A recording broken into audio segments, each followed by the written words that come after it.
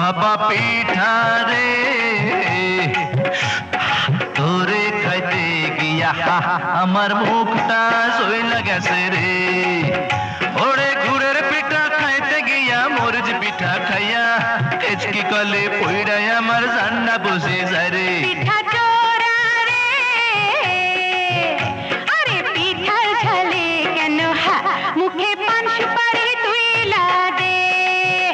আরে কেমন তোমার বাহাদুরি খবর গেছি পাইয়া, একটা পিঠা খাইয়া তুমি গেছো কাহিল হইয়া। ভাপা পিঠা রে